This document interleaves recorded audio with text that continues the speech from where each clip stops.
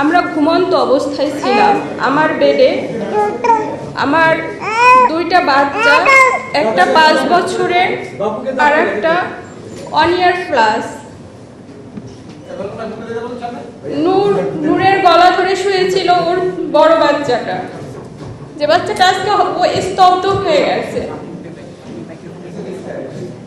25শে মার্চের কারো রাত গল্পে বই পড়েছিলাম ছোটবেলায়, যখন ঠিক ওই রাতটা যেন আমার জীবনে নেমে এসেছিল আমার সন্তানদের জন্য। আমাদের ঘরে কোনো কলিং বেল দেওয়া হয়নি, কোনো কিছু না। হঠাৎ করে মেইন দরজা এবং আমাদের রুমের যখন দরজা ভাঙার শব্দ শুনে আমি শুধু ছোট বাচ্চাটাকে দেখে শুধুমাত্র দাঁড়িয়েছিলাম। এর মধ্যে দেখে আমার সামনে এসে অন্ধকার ঘর, অনেকগুলো লোক, তাদেরকে তখন তো আমি চিনতে পারতেছিলাম না। নূর উঠতে পারতেছিল না, বড় বাচ্চাটার গলাটা জড়িয়ে ধরেছিল। এর মধ্যে ওরা ঘরে ঢুকে সর্বোচ্চ মনে হয় 3 থেকে 4 মিনিট হবে। তো বারবার জিজ্ঞেস করতেছিলাম আপনারা কারা।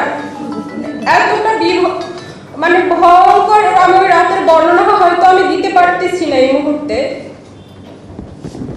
2 থেকে 3 মিনিটের মধ্যে ওকে নিয়ে যাওয়া হয়।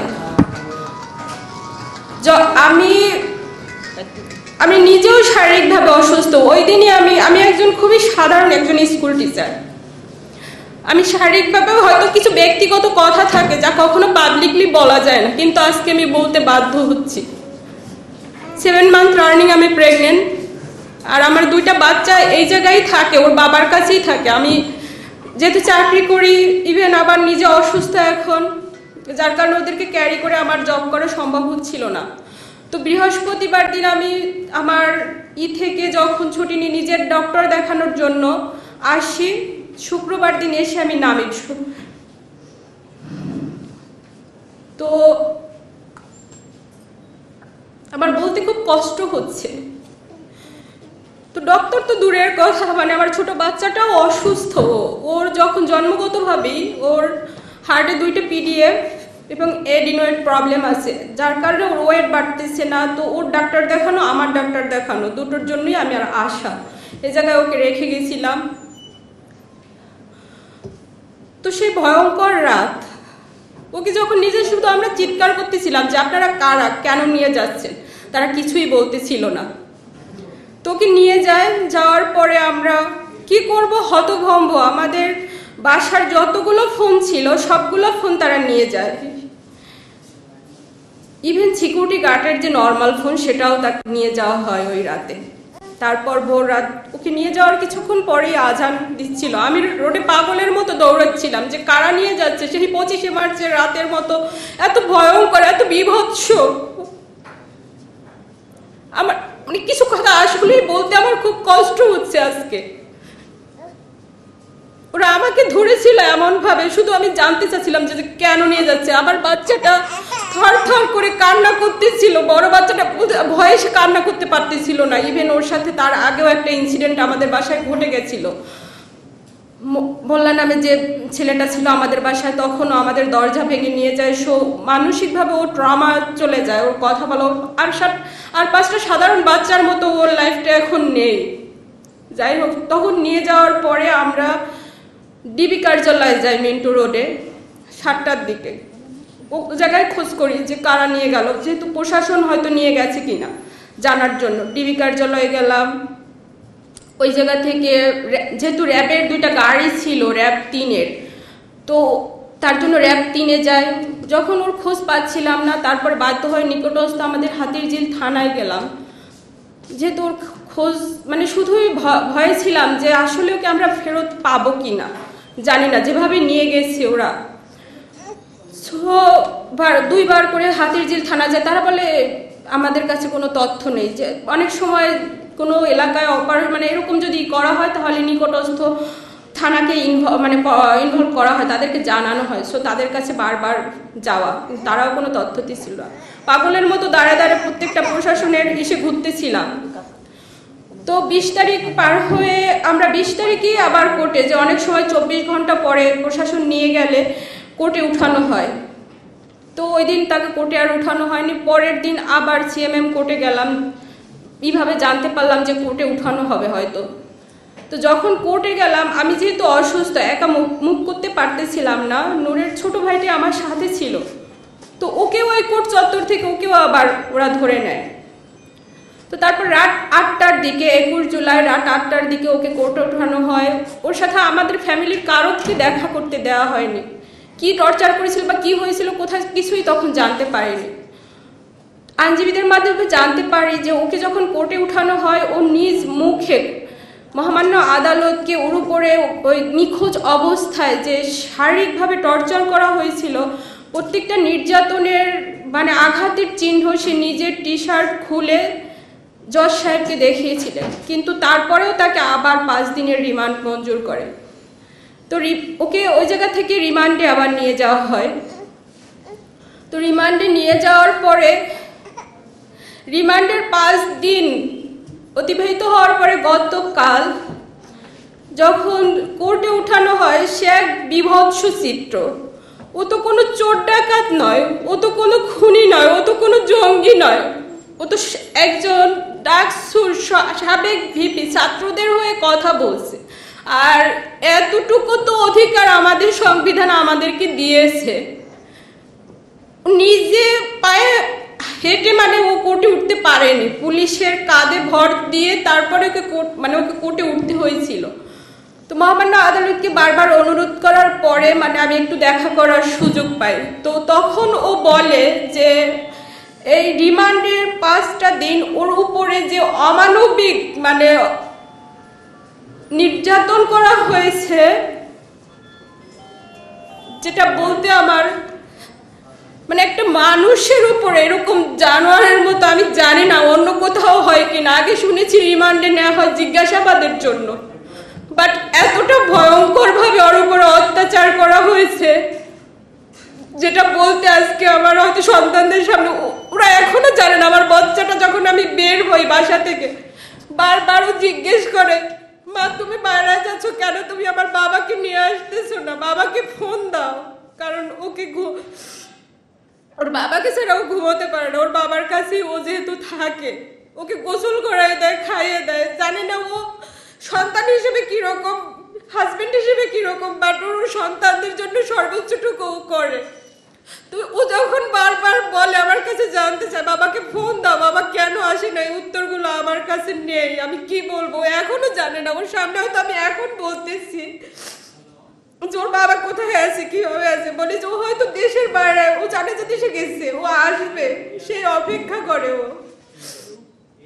তো যখন ও বলতেছিল ওই রিমান্ডের অবস্থায় ওর পা দুটো ঝুলায় উপরের দিকে, তারপরে ওকে মানে শারীরিকভাবে যত নির্যাতন আছে, ইনজেকশন পুশ করা হয়েছে, সেটা স্লো পয়জনিং কিনা জানি না, ইলেকট্রিক শক দেওয়া হচ্ছে। নির্যাতনের মানে এতটা অসহ্য যন্ত্রণা যেটা সহ্য করতে না পেরে অনেক 3-4 বার ও জায়গায় সেন্সলেস হয়ে গিয়েছিল। ওর সাথে কি হয়েছে নিজেও বলতে পারেনি। 250-টিরও বেশি ডিজাইন অপশন নিয়ে ওয়ালটন স্মার্ট ফ্রিজ, বোঝে আপনার প্রয়োজন।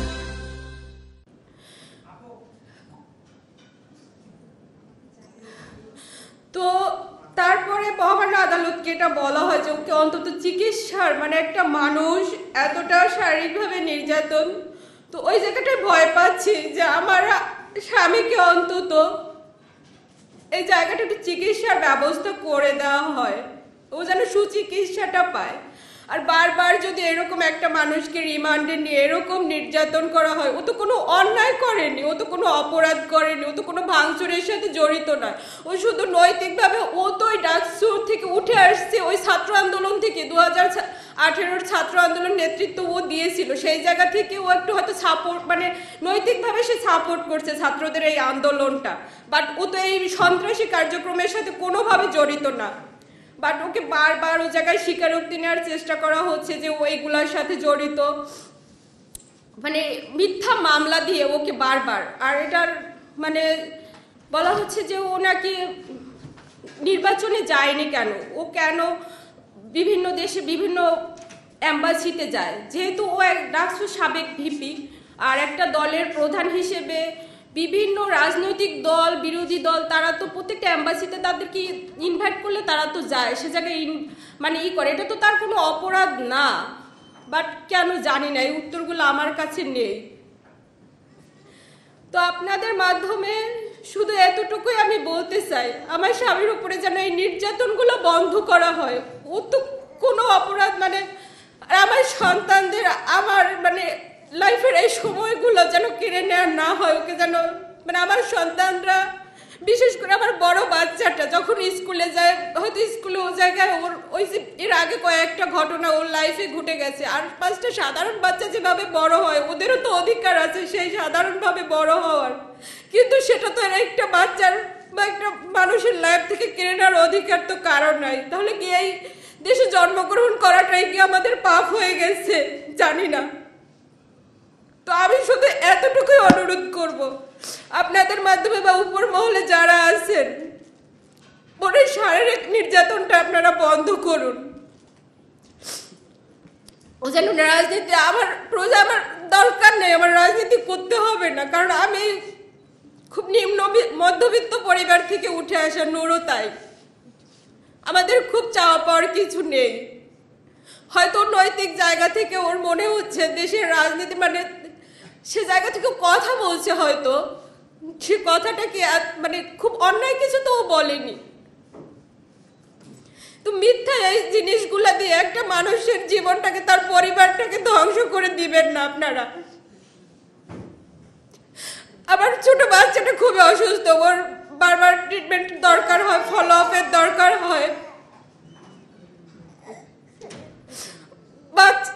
আমি জানি না, সব বাচ্চারাই হয়তো তার বাবার জন্য খুব পাগল থাকে, বাট আমার বড় বাচ্চাটা যখন বলে মা তুমি রাগ করো না, আমি একটু আমার বাবাকে বেশি ভালোবাসি, তো এই জিনিসগুলো আমার নিতে খুবই কষ্ট হচ্ছে। ও ঘুমায় না, বাবা কখন আসবে, প্রতিদিন ওর অপেক্ষা, রাত যতটাই হোক খুব রাত জাগে ও ওর বাবার জন্য। বাবা যখন আসবে তখন সে ঘুমাবে বাবার সাথে। তাই আপনাদের কাছে মাধ্যমে শুধু আমার করজোর অনুরোধ, প্রয়োজনে ও রাজনীতি করতে আমার হাজবেন্ডকে আমি দিব না, শুধু আমাদের কাছে ফেরত দেওয়া হোক ওকে। ও তো কোনো অন্যায় করেনি, ও তো কোনো অপরাধ করেনি, এতটুকুই শুধু বলা। ওর শারীরিকভাবে যে নির্যাতন করা হচ্ছে, ওর যেন চিকিৎসার ব্যবস্থাটুকু করা হয়, ওকে যেন একটু চিকিৎসা সেবাটা দেওয়া হয়। ওকে বারবার মানে নির্বাচনের, ওর মেইন এটাই হচ্ছে, তারা বারবার বলছে যে বারবার তাকে নির্বাচনে নেওয়ার চেষ্টা, বাট সে যায়নি কেন, সে অ্যাম্বাসিতে যায় কেন? সো এই জিনিসগুলোকে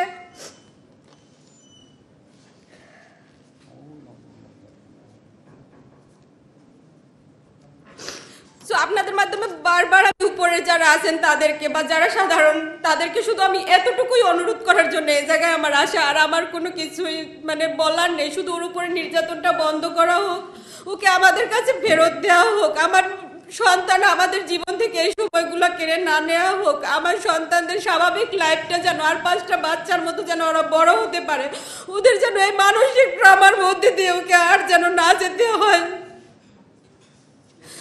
আর 5টা বাচ্চার মতো মিশতে পারে না সব। তারপরেও এই সেই মোল্লাকে যখন ধরে নেওয়া হয় ও পুরাই মানে ভেঙে পড়ে। ও পুলিশ দেখলে এতটা ভয় পেত, মানে পুলিশের কাছে যেত না, যদি একটা গাড়ির শব্দ শুনে বাইরে বের হয় সে দৌড়ে চলে আসে। পুলিশ যেন ওর কাছে একটা আতঙ্কের নাম হয়ে দাঁড়িয়েছে।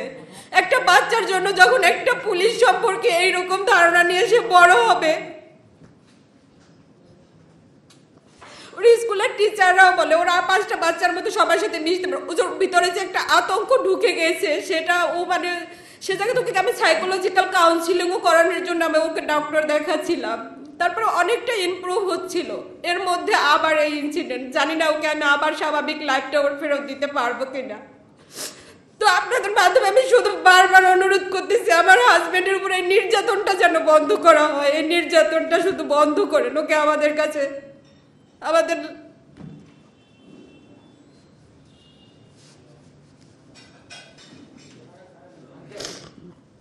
আমি আর কথা বলতে আমার খুবই কষ্ট হচ্ছে এখন, বিশেষ করে আমার সন্তান দুটোর মুখের দিকে তাকে। আর আমার অনাগত সন্তান এই অবস্থায় একটা মানুষ গেলে তার উপরে যে শারীরিক মানসিক এখন আমার অবস্থা আমি জানি না, আমার আরেকজনকে আমি সুস্থ স্বাভাবিকভাবে পৃথিবীতে আনতে পারবো কিনা সেটাও আমার শঙ্কা। আমার নিজের মানে ডায়াবেটিক্স, হাই লেভেলের ডায়াবেটিক্স, ইনসুলিন নিতে হয়। তো এই দৌড়াদৌড়ি মানে ওকে এখন একটা মানে কোটপাড়ায় যাওয়া বা জেলখানায় যাওয়া একটু খোঁজ নেওয়ার মতো একটা মানুষও আমাদের এখন নেই। ছোট ভাইটা ছিল, ওকেও ধরে নিয়ে যাওয়া হয়েছে যেহেতু। এখন এই সম্পর্কে আমার শ্বশুর নূরের বাবা একটু বলবেন। তো আপনাদের মাধ্যমে আমার শুধুই অনুরোধ যেন একটু মানে করা হয়, যেন উপর মহল যারা আছেন ওর উপরে এই নির্যাতনটা যেন আপনারা আর না করেন, ওর চিকিৎসার ব্যবস্থাটুকু করে দিয়েন।